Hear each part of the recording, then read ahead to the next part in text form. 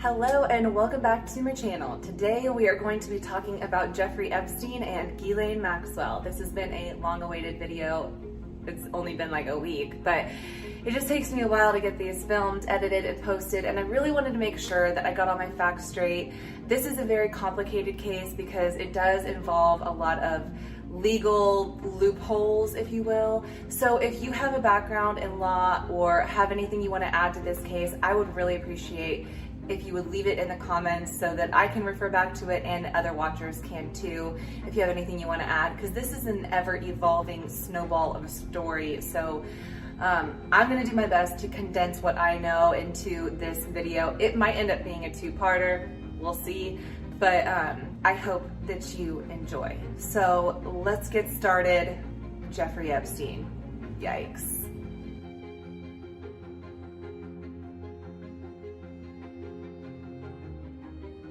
Jeffrey Epstein was born in Brooklyn, New York in 1953.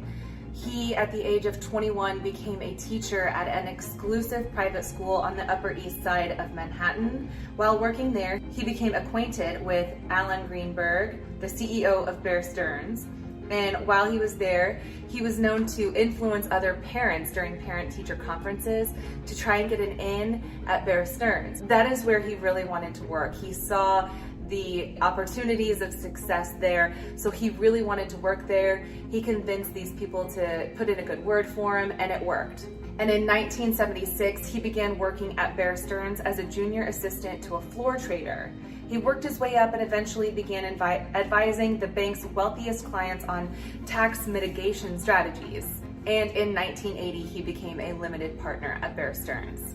In 1981, Jeffrey Epstein founded IAG, which was a company that helped clients recover financial losses from fraudulent banks and lawyers. And then in 1987, he was hired at the Towers Financial Corporation, which is a collection agency. In 1993, TFC imploded as one of the biggest Ponzi schemes in American history, losing investors $450 million, which in 2020 would be close to $800 to $900 million.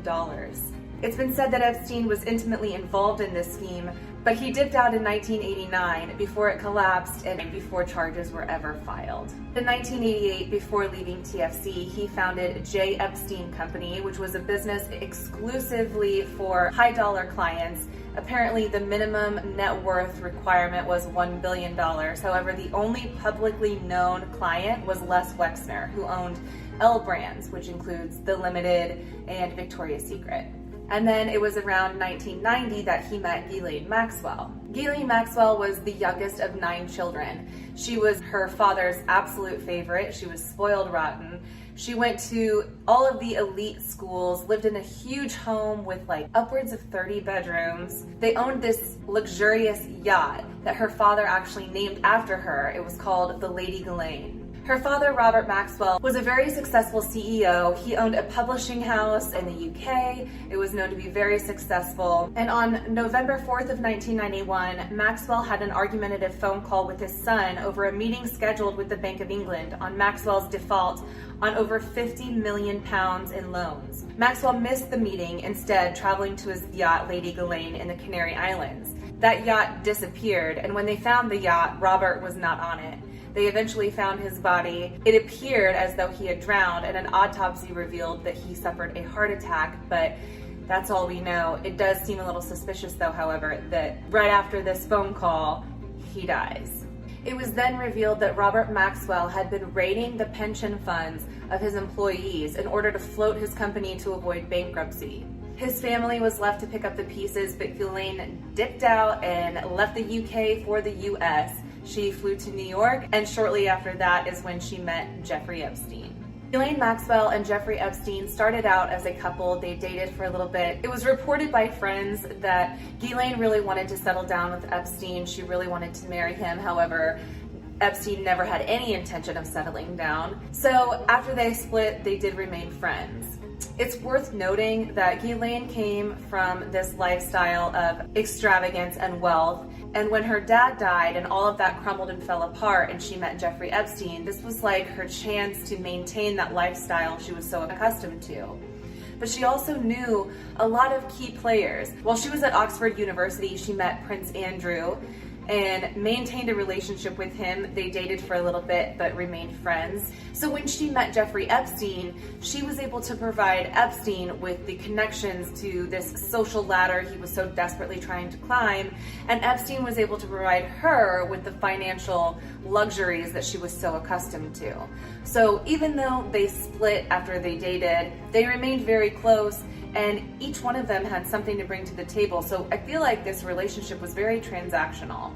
Ghislaine was also known for socializing with Bill Clinton, Donald Trump, Harvey Weinstein, Kevin Spacey, and one of Jeffrey Epstein's lawyers, Alan Dershowitz. Now, it's worth noting some of the scandals that have followed these people. So let's just go ahead and start out with Bill Clinton. I really don't have to elaborate on this. Anybody who knows anything knows that Bill Clinton was known for having an affair, a scandalous affair, with Monica Lewinsky while he was the president of the United States. Bill Clinton is on a lot of the flight records of Jeffrey Epstein's private jet. They were known to attend events together. Ghislaine Maxwell was actually at Chelsea Clinton's wedding. So they had a relationship, there's no denying that. Donald Trump was quoted in 2002 saying, "I've known Jeffrey Epstein for 15 years. Terrific guy. He's a lot of fun to be with. It is even said that he likes beautiful women as much as I do, and many of them on the younger side."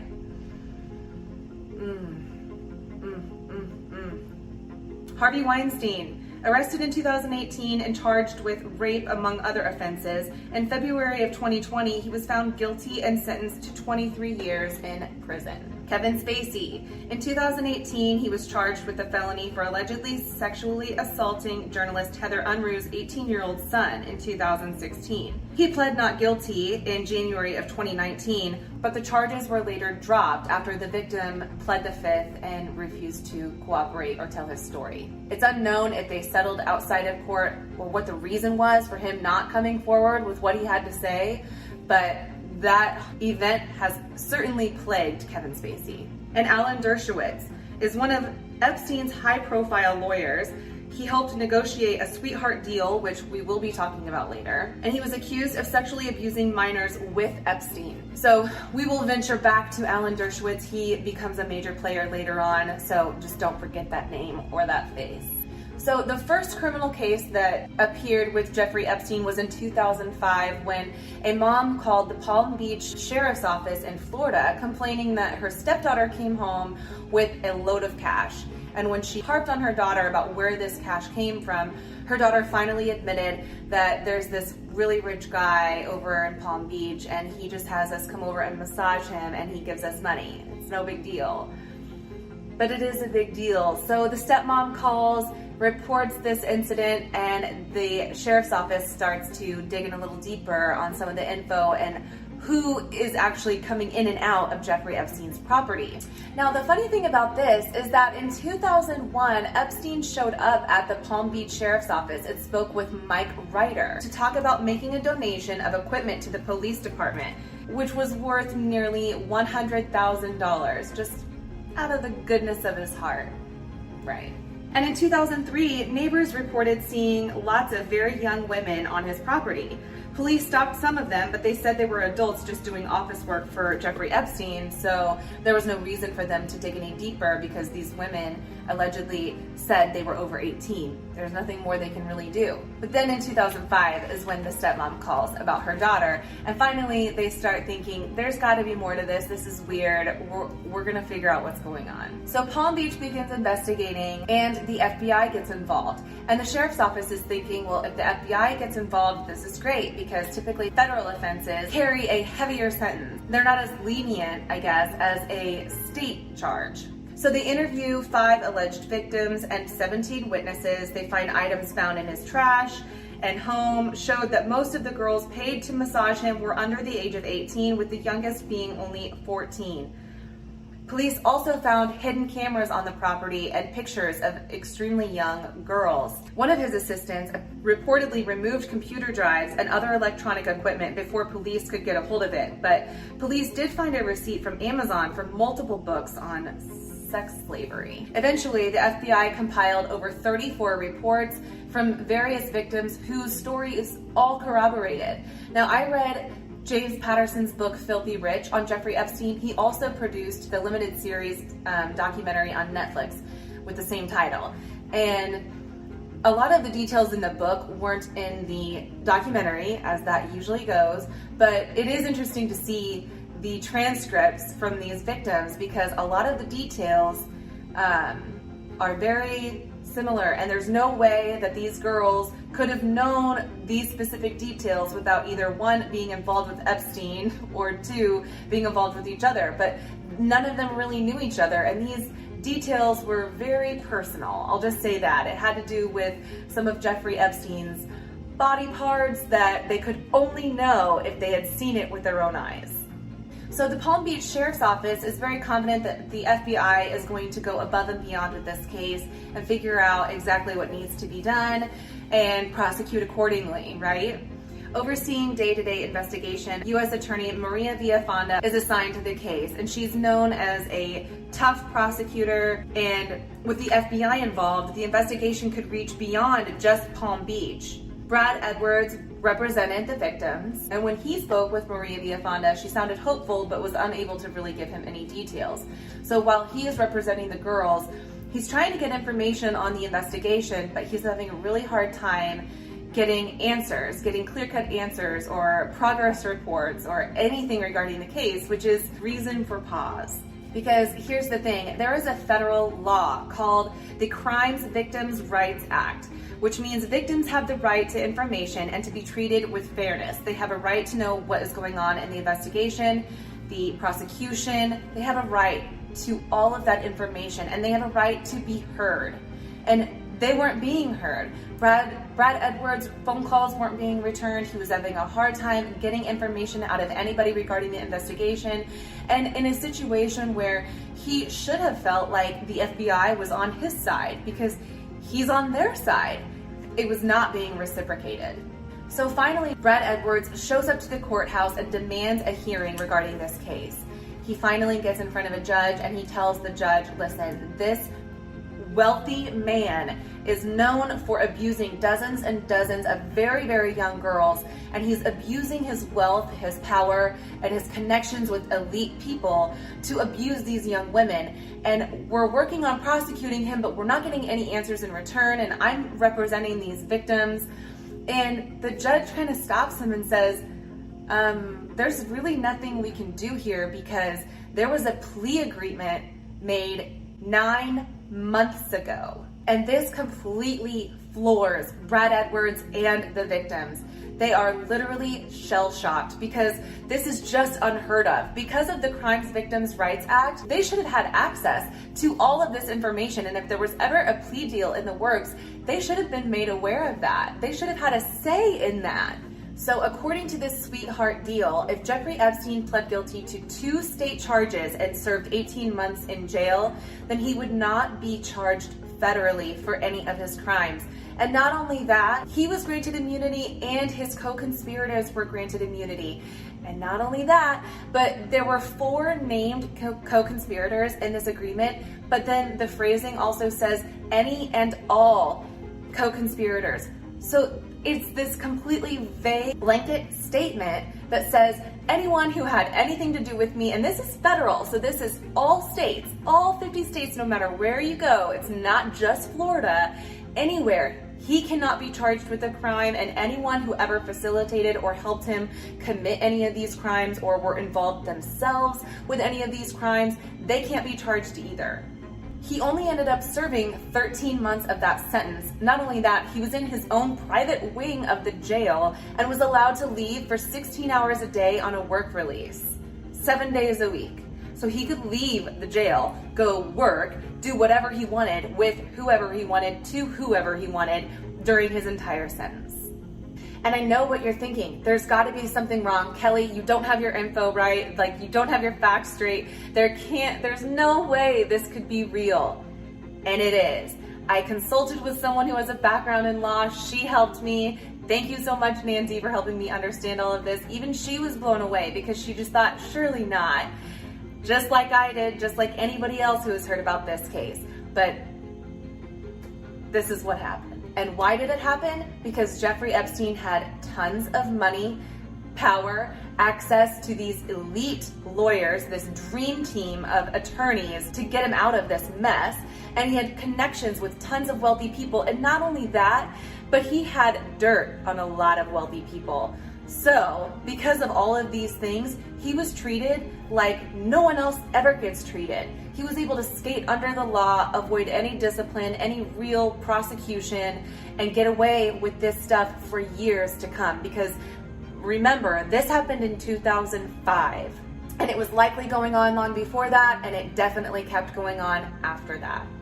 At the time, the U.S. Attorney for the Southern District of Florida was Alexander Acosta. He agreed to the plea deal to grant immunity from all federal criminal charges to Epstein, along with those co-conspirators. This essentially shut down the ongoing FBI investigation into whether there were more victims and other powerful people who took part in Jeffrey Epstein's sex crimes. And as I mentioned before, Jeffrey Epstein was known to have a relationship or a friendship, whatever you want to call it, with Donald Trump. And later on, when Donald Trump became president, Alexander Acosta was named the U.S. Secretary of Labor. However, shortly after that, the Me Too movement came in, and there seemed to be a lot less tolerance for this kind of behavior. So when people pointed out the ethically challenged decisions that Alexander Acosta made during Epstein's case, they brought that to light, and Alexander Acosta resigned. But once this happened, it didn't shut down any of the victims. It didn't deter them from seeking justice. If anything, it lit a fire under them. As I mentioned, there are dozens and dozens of victims, but for the sake of this video, I'm going to talk about 3 in particular. Maria Farmer was an art student in New York when she met Jeffrey Epstein and Ghislaine Maxwell. While she was displaying some of her art at a graduate exhibition in 1995, the school's dean, Eileen Guggenheim, introduced Farmer to Jeffrey Epstein, who served as a board member at the Academy from 87 to 94. And although Farmer had already sold her painting for $12,000, the dean insisted that she sell to Jeffrey and Ghislaine instead. And she insisted that she sell it at a discount because these are very important people, she said. She stressed the importance of Maria catering to this couple. They developed this friendship, and she was hired as one of Epstein's assistants to work at his mansion in New York. She often worked as one of his art advisors. She worked at his front desk, signing paperwork and helping work with incoming tradesmen and things like that. And she also recalled seeing a lot of young ladies coming in and out of the property. She also recalls meeting Donald Trump and his wife Ivana, and meeting Alan Dershowitz, who made frequent visits to Epstein's home. As they kind of worked on this relationship and groomed Maria to believe that she was this essential, integral part of their team at the mansion, they offered her what's called an artist in residence. So she was going to go live at this huge property owned by Les Wexner, who owned the L Brands Limited and Victoria's Secret. And while she was there, she was supposed to work on these 2 specific pieces for this collection. However, this is when the abuse began for Maria Farmer. While she was in New Albany, Ohio at this isolated property, Ghislaine Maxwell and Jeffrey Epstein both sexually assaulted her, and she recalled it being a very violent, disturbing experience. I won't go into the details, but she recalls that it was absolutely awful. Then later that summer, Farmer learned that her younger sister Annie had also been assaulted by Epstein when Annie had visited him at his Zorro Ranch in New Mexico in April of 1996. So this is prior to Maria's abuse, but when Annie was at the Zorro Ranch in New Mexico, she was told that this was going to be a learning opportunity. And Ghislaine Maxwell even spoke with Maria and Annie's parents and advised them that she was going to be chaperoning this trip, that everything would be fine. And she kind of groomed her parents into thinking that, oh, your daughter's going to be safe, she's in great hands, she's going to be with me, I'm going to be overseeing everything. This is Ghislaine grooming Annie and Maria's parents and Annie. So she goes out to this Zorro Ranch, which, little side note, Zorro is Spanish for fox. However, people in New Mexico say that it's actually slang for skunk. And I bet that Epstein probably did not know that. idiot. While Annie was at the Zorro Ranch, she described Jeffrey Epstein and Ghislaine Maxwell taking her to go see movies, and they would often act kind of playful and immature when they were around her. One of the first times that Annie went to go see a movie with Epstein, it was just her and Epstein, and while they were in the theater, Jeffrey moved his hand over to her hand and tried to touch her leg, and it made her very uncomfortable, but she didn't know what to do or what to say or what to think, so she tried to just get past it, get over it, put it down, because she was still at this ranch and her trip wasn't over. So later, whenever she went to go see another movie with Epstein and Ghislaine, she hoped that since Ghislaine was there, this wouldn't happen again. And let me just be clear that there were a lot of other things going on during this trip that were kind of grooming Annie to think that she could trust these people. They took her shopping, they bought her her first pair of cowboy boots, and they spent money on her, they showed her a lot of attention. And like I said, they were kind of playful when they were around her, almost like they were trying to make Annie feel more comfortable, that they were like this immature kind of couple. I guess when they were standing out front of a theater, Ghislaine jokingly tried to pull Jeffrey's pants down. And so she recalls these things and thought at this very young age, mind you, she was only 16, that, you know, maybe she just doesn't know any better.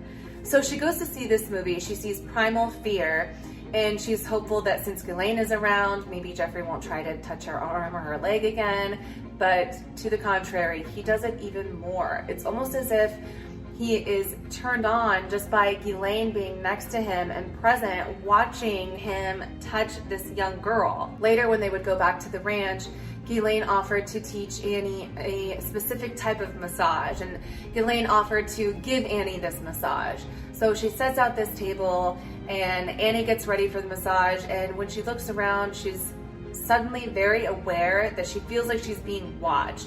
So she looks around, the doors are open. She can't see anybody watching her, but she feels like she's being watched. And sure enough, there are security cameras and hidden cameras around. So you begin to wonder how much of this was for Ghislaine and how much of this was for Epstein, because Epstein wasn't involved in this massage. I mean, she felt like maybe there was a chance that he might have been watching from somewhere else, but Ghislaine was doing all the work. At this point, Annie feels like there's just as much of a threat to stay as there is to leave, because she realizes how powerful Epstein and Ghislaine are, plus she's kind of stranded at this ranch. So on the last night, she's in bed, and Jeffrey Epstein comes into her room and says that he just wants to cuddle. He gets into bed with her and he's trying to cuddle, and it only goes that far because Annie gets out of the bed, goes and locks herself in a bathroom until the following day and is able to escape. When Annie got home, she didn't tell anybody what happened. She didn't tell her parents for a variety of reasons. She felt gross. She also felt like she didn't want to ruin an opportunity for her sister. To Annie, she was the only thing they were interested in. She didn't get the inclination that they were doing this to a bunch of other people. Annie thought they were only interested in her. She kind of placed a lot of the blame on herself, as sexual abuse victims often do, until what happened to Maria happened. And when Maria was assaulted in New Albany, Ohio, she realized, oh my God, could they have been doing this to my sister too? So she reaches out to her sister, and sure enough, Annie confirms that yes, they did this to her too. And Maria is just absolutely heartbroken and disturbed. So she calls the police, files a report, and they did nothing. Another key player to this story is Virginia Roberts, who is now known as Virginia Roberts Giuffre. At the time she met Jeffrey Epstein and Ghislaine Maxwell, she was poolside at Mar-a-Lago, which is a resort down in Palm Beach owned by Donald Trump.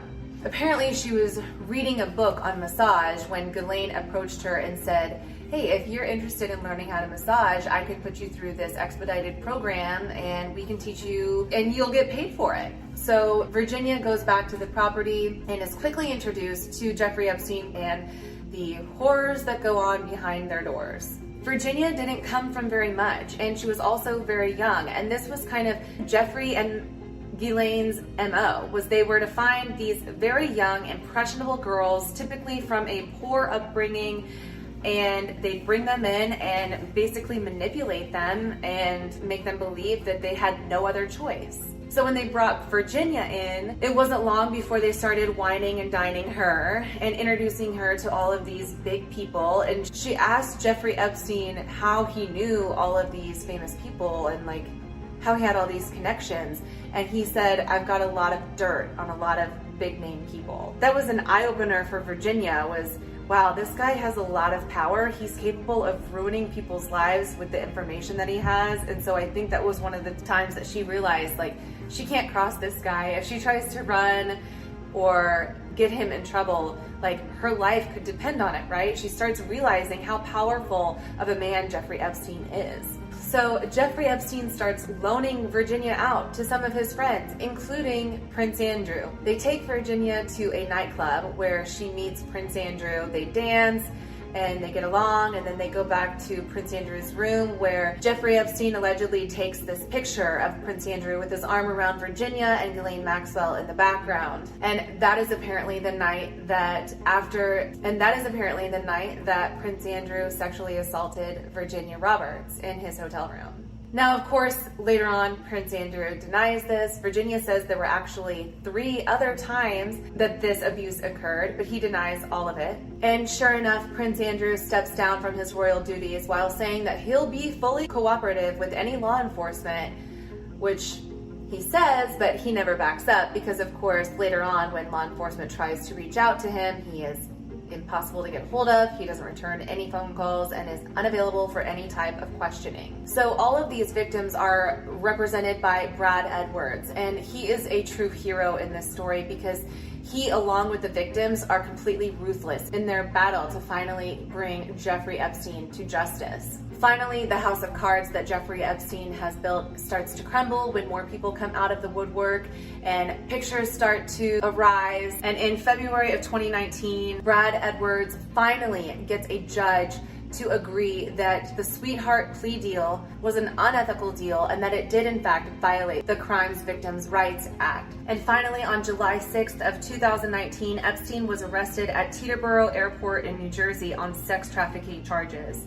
He was jailed at the Metropolitan Correctional Center in New York City, and according to witnesses and sources on the day of his arrest, about a dozen FBI agents forced open the door to his Manhattan townhouse with search warrants. On July 8th, prosecutors with the Public Corruption Unit of the Southern District of New York charged him with sex trafficking and conspiracy to traffic minors for sex. The grand jury indictment alleges that dozens of underage girls were brought into Epstein's mansions for sexual encounters. Of course, Jeffrey Epstein still tried to get out of it and begged the judge essentially to release him on bond, but the judge denied his request, saying that Epstein posed a danger to the public and a serious flight risk to avoid prosecution because Jeffrey Epstein owned his own jet, he had multiple passports, and he's obviously grown accustomed to escaping punishment in the past. So thank God for Judge Berman, who decided absolutely not, you're staying put. On July 23rd, Epstein was found injured and semi-conscious at 1:30 in the morning on the floor of his cell with marks around his neck that were suspected to be the result of either a suicide attempt or an assault. His cellmate, who was charged with 4 counts of murder, was questioned about Epstein's condition but denied having any knowledge of what happened. Epstein himself said he recollected nothing. So he was then put on suicide watch. 6 days later, on July 29th, Epstein was taken off suicide watch and placed in a special housing unit with another inmate, and his close associates said he was in good spirits. When Epstein was placed in the special housing unit, the jail informed the Justice Department that he would have a cellmate and that a guard would look into the cell every 30 minutes. These procedures were not followed on the night of August 9th. That night, Epstein's cellmate was transferred out, but no one took his place. Later in the evening, in violation of the jail's normal procedure, Epstein was not checked every 30 minutes. The 2 guards who were assigned to check his jail unit that night fell asleep and did not check on him for about 3 hours. And then, conveniently, 2 of the security cameras that faced his cell malfunctioned that night.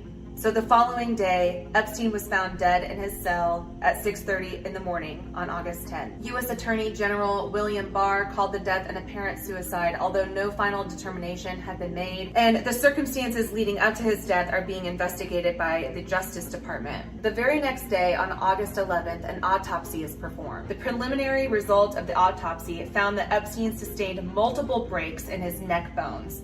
Among the bones broken were the hyoid bone. Such breaks of this bone can occur from those who hang themselves, but they are more common in victims of homicide by strangulation. Michael Baden, an independent pathologist hired by the Epstein estate, observed the autopsy and said that Mr. Epstein experienced a number of injuries, among them a broken bone in his neck, that are all extremely unusual in suicidal hangings and could occur much more commonly in homicidal strangulation. So what do you think? Do you think Epstein killed himself? Or do you think someone more powerful with a lot to lose, who knew that Epstein had information on him, swept in and did the deed? I want to know what you think in the comments. But before we finish up, let's not forget about Ghislaine Maxwell. Exactly 1 year after Epstein was arrested, Ghislaine Maxwell has been arrested in New Hampshire. She has been formally charged with 6 counts, which range from transporting a minor for the purposes of criminal sexual activity to conspiring to entice minors to travel to engage in illegal sex acts, to perjury related to statements she made before the United States District Court for the Southern District in New York in 2016. While Epstein pleaded guilty to a felony charge of solicitation of prostitution involving a minor, this will be the first time Maxwell has faced charges related to sex trafficking. Her first court date is scheduled for July 14th, and I do think I probably will do a follow-up video on this, just regarding Ghislaine Maxwell specifically, because I've been seeing a lot of conspiracy theories popping up about her involvement with JonBenet Ramsey, Natalie Holloway, and all of these other wild stories. So I probably will do a follow-up to keep up with her arraignment and the charges and just everything that's going to go on with this case. I wonder if she's going to name any people. That is something that a lot of people are very excited about. I'm hoping that she will be honest. I don't have much hope for that, I'm gonna be honest. I don't think she was raised with a very strong moral compass, and I don't think she's gonna die with a very strong moral compass. I just hope that she's able to stick it out long enough to actually go to trial so that we can hopefully get some sort of answers. I don't know, I guess we'll see. I guess we'll see if these guards can guard her cell like they're supposed to, and if all of the cameras can stay in working order. We'll see. But thank you so much for hanging out with me and listening to this crazy story. I know it's long, I know it's complicated and unbelievable, but I would love to hear what your thoughts are down in the comments, so leave them below. Just please be nice and please be kind to one another. Until next time, thanks for watching.